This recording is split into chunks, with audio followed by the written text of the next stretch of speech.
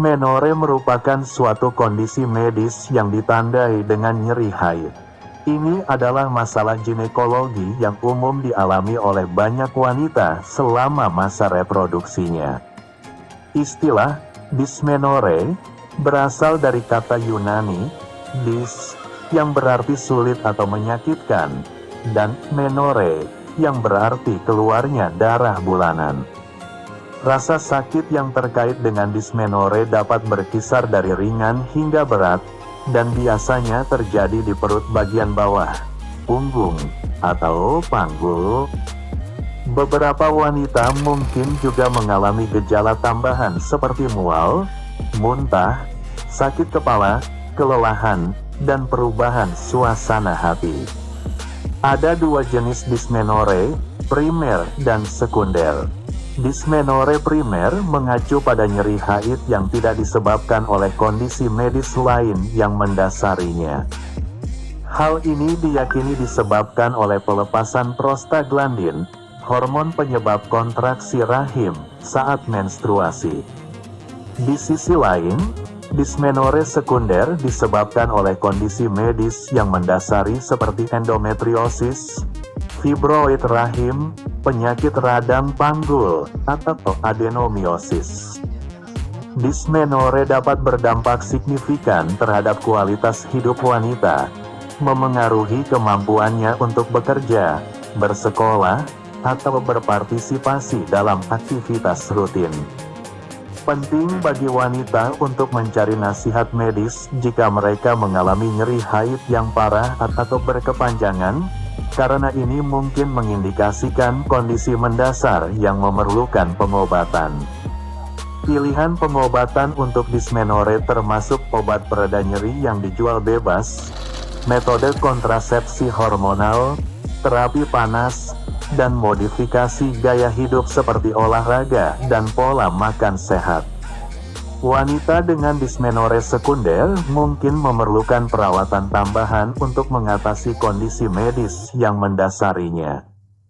Jadi kesimpulannya, dysmenorrhea merupakan kondisi umum dan seringkali menyakitkan yang dialami banyak wanita saat menstruasi. Hal ini dapat menyebabkan ketidaknyamanan fisik dan tekanan emosional. Namun dengan penanganan dan pengobatan yang tepat, wanita dapat merasa lega dan meningkatkan kesejahteraan mereka secara keseluruhan. Penyebab pasti dysmenorrhea belum sepenuhnya dipahami, namun ada beberapa mekanisme potensial yang berkontribusi terhadap kondisi ini. Ini termasuk 1. Prostaglandin. Dysmenorrhea primer diyakini terutama disebabkan oleh pelepasan prostaglandin, zat hormonal yang menyebabkan kontraksi rahim. Peningkatan kadar prostaglandin saat menstruasi dapat menyebabkan kontraksi rahim yang lebih hebat dan nyeri sehingga mengakibatkan dysmenorrhea.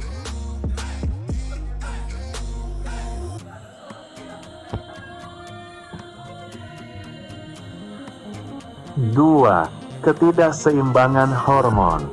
Fluktuasi kadar hormon, khususnya estrogen dan progesteron, juga dapat menyebabkan dysmenorrhea. Ketidakseimbangan hormon-hormon ini dapat mempengaruhi pelepasan normal lapisan rahim selama menstruasi dan menyebabkan peningkatan rasa sakit dan kram. 3. Kelainan rahim.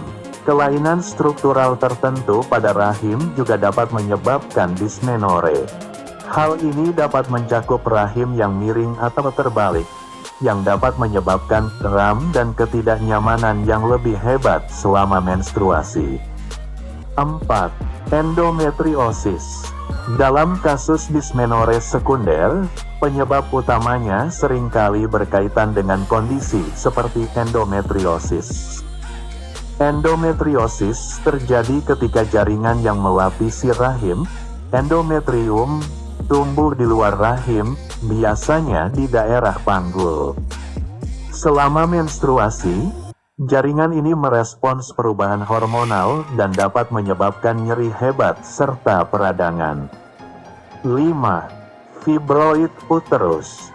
Fibroid rahim adalah pertumbuhan non-kanker yang dapat berkembang di dinding rahim. Fibroid ini dapat menyebabkan peningkatan nyeri haid dan pendarahan hebat. 6. Penyakit radang panggul, PID. PID merupakan infeksi pada organ reproduksi wanita yang biasanya disebabkan oleh infeksi bakteri. Hal ini dapat menyebabkan peradangan dan jaringan parut pada saluran tuba, rahim, atau ovarium yang mengakibatkan nyeri haid. 7. Adenomiosis. Adenomiosis adalah suatu kondisi di mana jaringan endometrium tumbuh ke dalam dinding otot rahim. Hal ini dapat menyebabkan menstruasi yang menyakitkan dan berat. Faktor lain yang mungkin berkontribusi terhadap dismenore adalah faktor psikologis, seperti stres atau kecemasan, serta faktor gaya hidup seperti merokok, gaya hidup yang kurang gerak, dan pola makan yang buruk. Memahami penyebab dismenore sangat penting untuk memberikan pengobatan yang tepat dan strategi manajemen yang disesuaikan dengan kebutuhan masing-masing individu.